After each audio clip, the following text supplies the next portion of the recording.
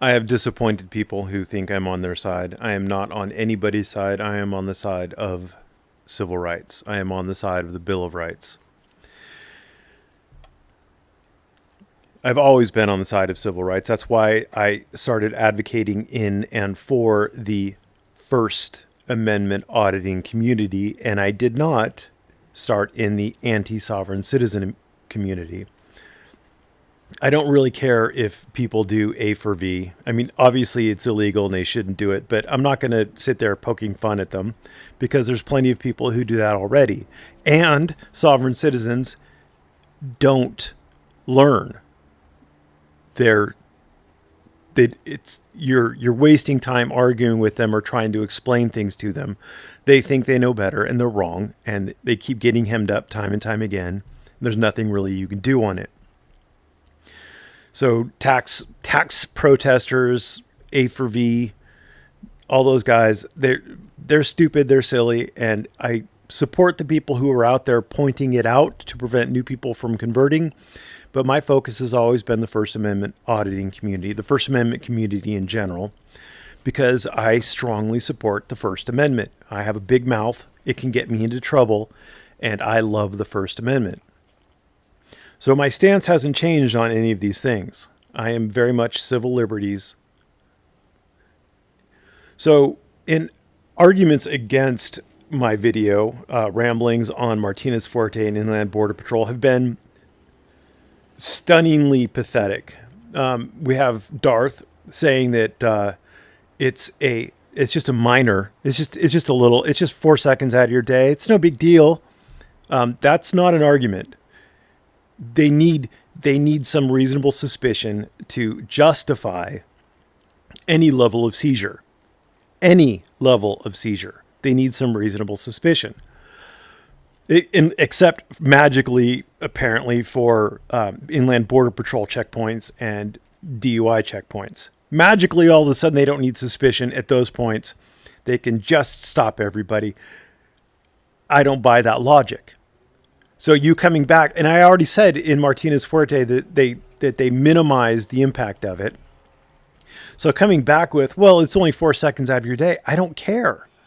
I don't care. It's easier just to comply. I don't care. Every fundamental right is easier to just comply with the police and lose the right. Every single one of them.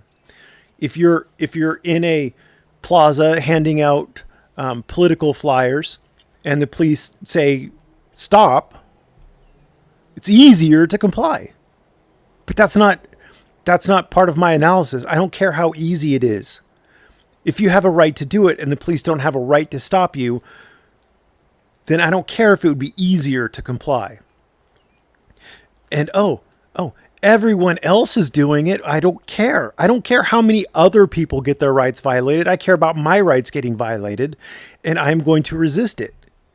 Even a minor violation of my rights. Because if you look at the way it goes, there's always creep. Martinez Fuerte was decided on the Border Patrol checking for illegal aliens. And now they're checking for drugs. It creeped. So, no.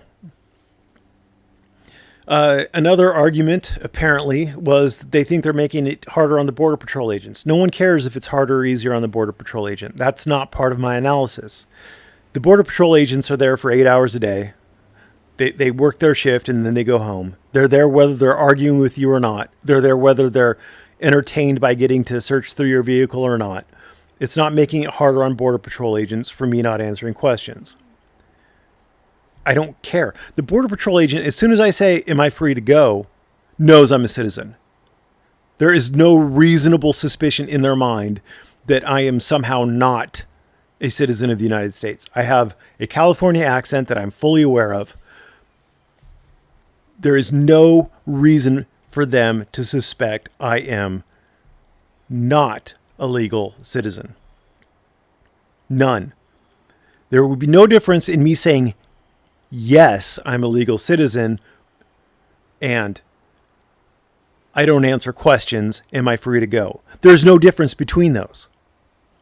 Because me saying, yes, I'm a legal citizen, they're looking at my tone. They're looking at my, if I stutter over anything to see if I'm lying. They're listening for my accent. It's all those things. All those same things that they could pick up with me saying, I don't answer questions. Am I free to go? That should be the end of it right there. You can't tell me that there is any reason for them to detain me any longer at that point. There's no reasonable need for them to detain me. Can they do it? Yes, they can. But that doesn't mean that I have to answer their questions ever.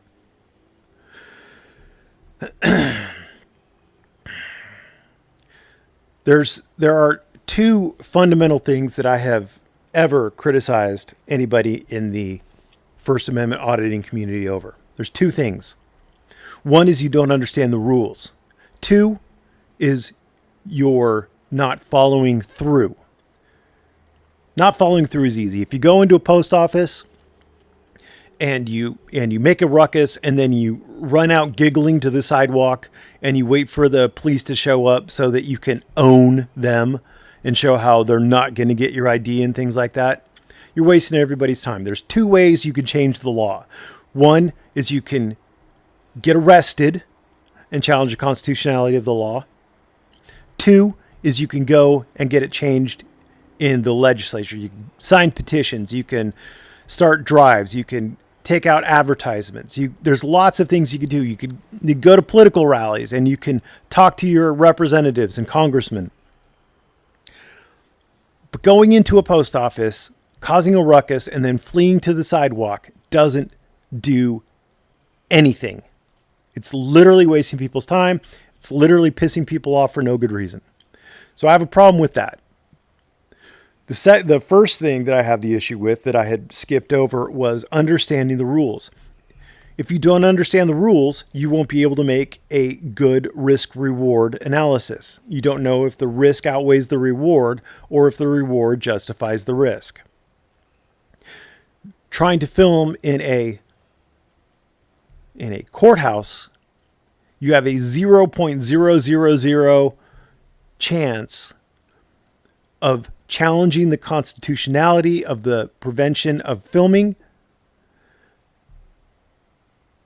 in court. You have no chance of winning on that in court. So you are, again, wasting your time and pissing people off for no good reason. The other part of understanding the rules is you have to understand the rules so you know what you can and can't do, because the police can hem you up on other things that are unrelated to filming. Take, for example, our good friends, Mo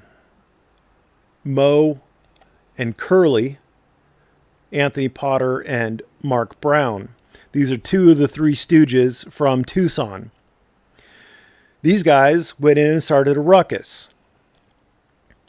And then they ended up getting arrested. Mr. Mark Brown got arrested for criminal trespass and resisting arrest, threatening to use physical force against an officer. Anthony Potter just got the criminal trespass.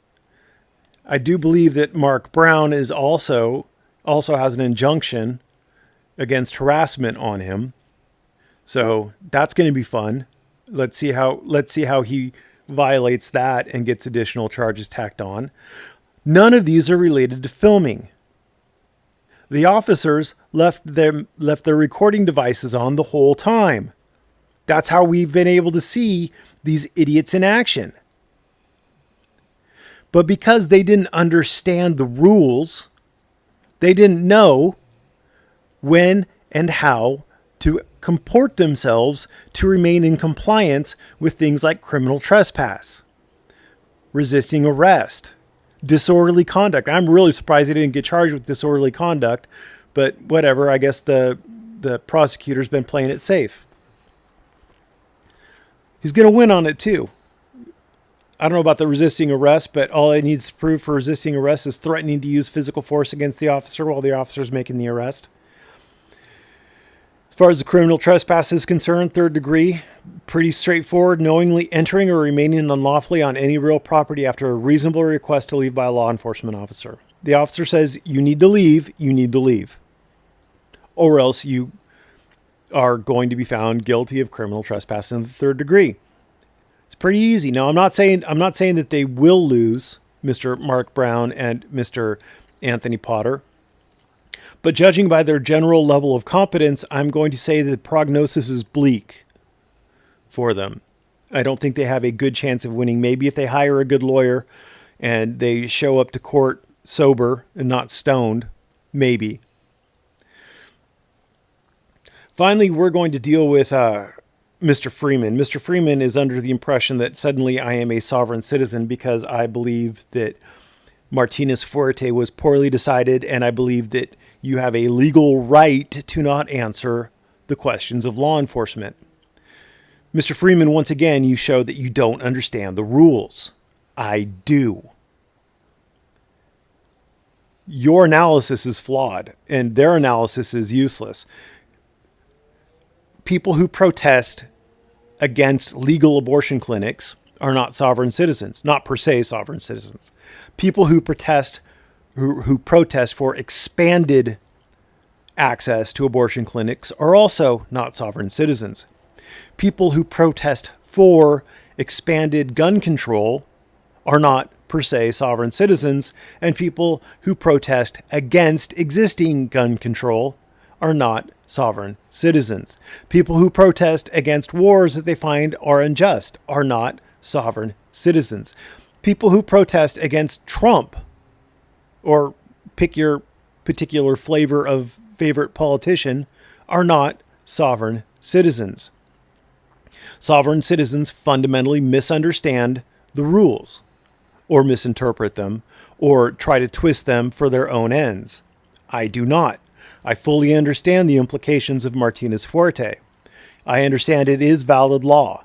I disagree with it, but it is valid law.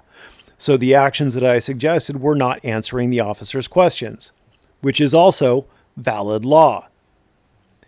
Yes, the officer has the right to stop you. I disagree with it, but he has the right. Yes, you have to roll down your window and interact with him in some form and fashion. Yes, he can direct you to secondary. But no, you do not have to answer his questions. And I fully support you in not answering his questions. That's the difference between me and a sovereign citizen, James, is I understand the rules, and I am able to comport myself to the rules, and I am able to use those rules not only as a shield, but as a weapon. I understand the risks and I understand the rewards of not complying at a checkpoint. And the extent that I advised was, or that I find to be allowable, I don't advise anybody to do this. If you want to, that's fine. If you don't, that's fine.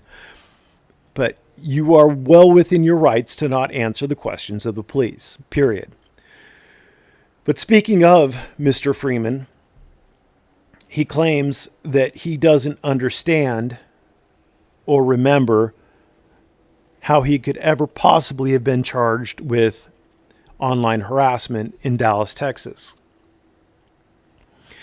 Do you remember Judge Hernandez, Mr. Freeman, from 2006? It's 12 years ago. Maybe you don't remember it. If you don't remember something from 3 years ago, maybe 12 years ago is too much. But this is something that Mr. Freeman pled guilty to. I don't know what a RESP sentence imposed is.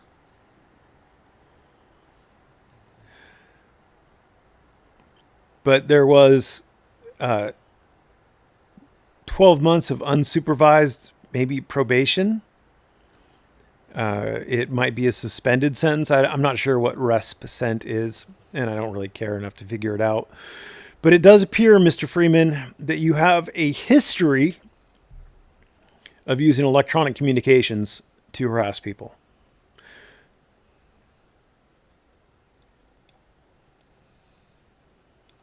With that in mind, it does beg the question of whether or not you do beg the question. It doesn't beg the question. It does make me question whether or not you do actually know what's going on with that Dallas case, or if you're being duplicitous. The immortal words of Ricky Ricardo: Lucy, you got some splaining to do.